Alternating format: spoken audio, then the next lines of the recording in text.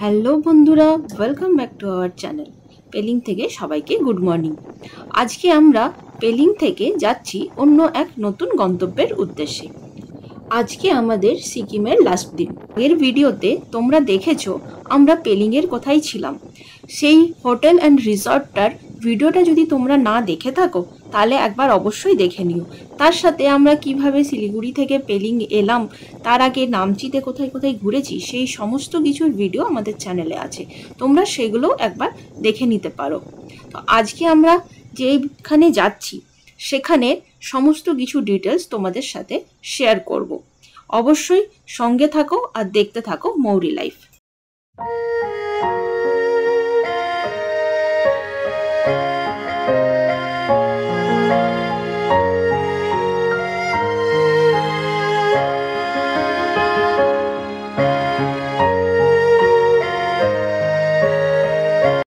তো আজকে আমরা যে হোমস্টেতে যাচ্ছি সেটা হচ্ছে সিকিমের বেস্ট হোমস্টে। না, এটা আমি বলছি না, এটা আমি গুগল থেকে জানতে পারলাম। গুগলে যেটা দেখলাম, এই হোমস্টেটা সিকিমের বেস্ট হোমস্টে অ্যাওয়ার্ড পেয়েছিল। তো সেই জন্য আমাদেরও একটু ইচ্ছে হলো এখানে যাওয়ার আর এক্সপ্লোর করার জায়গাটা কীরকম। তো সেই জন্য আমরা গেলাম, ওখানে এক্সপ্লোরও করলাম। তো আমাদের কীরকম এক্সপিরিয়েন্স হলো সেইটাই এই ভিডিওতে আমরা তোমাদের সঙ্গে শেয়ার করছি। সিকিমের বেস্ট হোমস্টে ভেবে এইটুকু শুনেই যদি তোমাদের যাওয়ার ইচ্ছা হয়, তোমরা যদি যেতে চাও, তো তাহলে বলবো যে একবার পুরো ভিডিওটা দেখে নাও, তারপরে প্ল্যানটা করো। না হলে তোমাদের আফসোস হতে পারে পরে। পরে কিন্তু কোনো কমপ্লেন করো না, আমি কিন্তু আগেই বলে দিয়েছি, ভিডিওটা একবার পুরো দেখে নাও।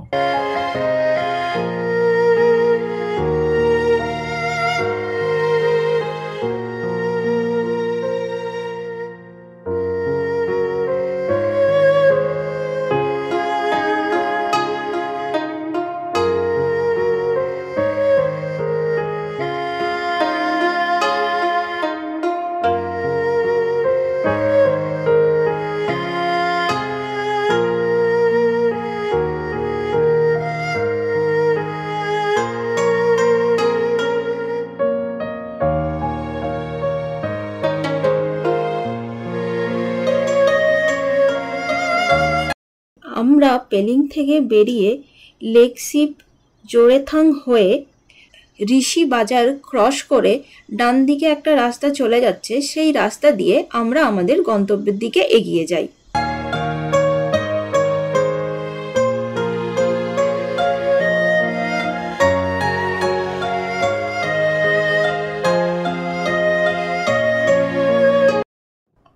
আমরা ঋষিবাজার ক্রস করার পরে ডান দিকের রাস্তাটা নেওয়ার পরেই রাস্তাটা অত্যন্ত চড়াই, আর আস্তে আস্তে যত এগিয়ে যায় তত সরু সরু হতে থাকে।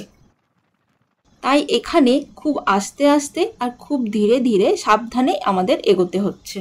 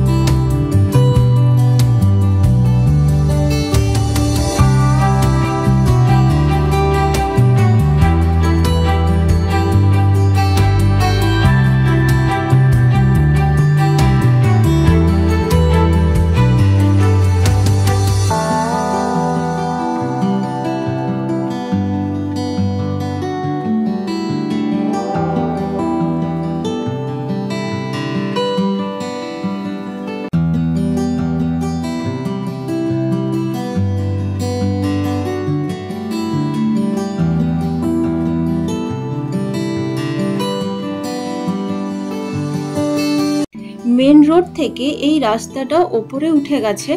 এই রাস্তা দিয়ে ওপরে উঠলেই যেটা দেখা যাচ্ছে বিল্ডিংটা, ওটাই হলো আমাদের গন্তব্য। আজকে রাতের জন্য আমরা এখানেই থাকছি।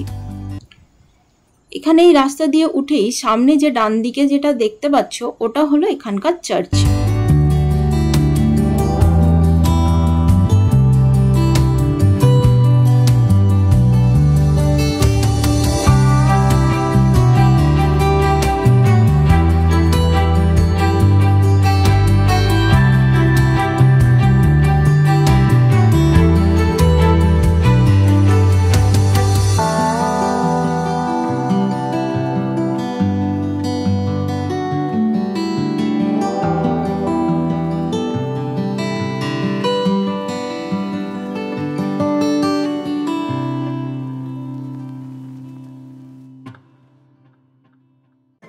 এই সামনের যে বিল্ডিংটা দেখতে পাচ্ছ, এটা কিন্তু গেস্টদের জন্য নয়, এটাতে ওনারা নিজেরা থাকেন।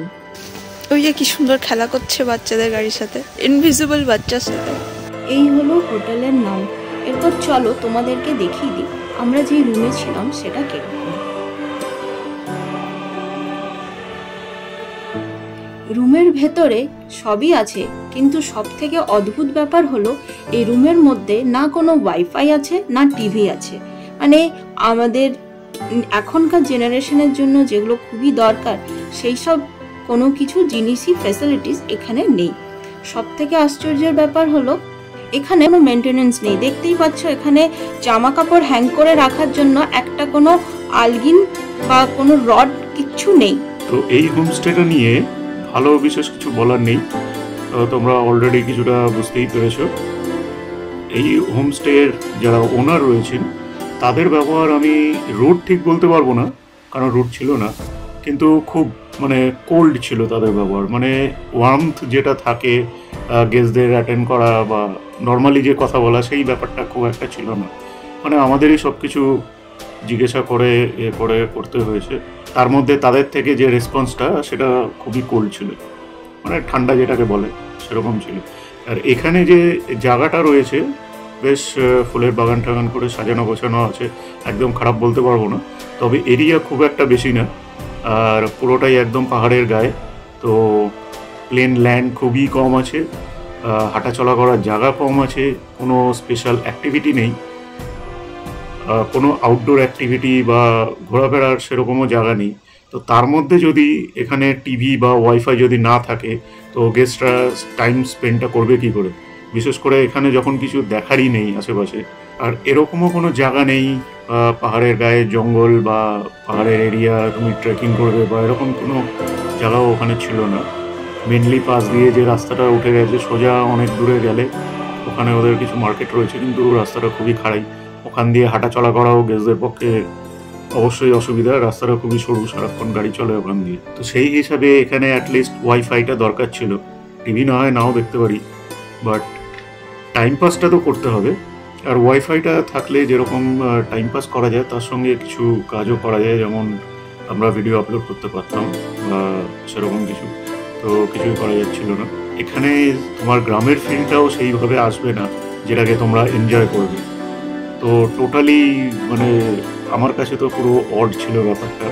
এখানে একটা নাইট আমাদের পুরো নষ্ট হয়েছে। তো যেদিন গেছি যেরকম খাড়াইতে উঠতে হয়েছে, পরের দিন সেরকম খাড়াই দিয়ে আমাদের নেমে আসতে হয়েছে। নামার দিনকে আরও রিস্কি ছিল, কারণ ওটা লেফট সাইডে পুরো খাই ছিল।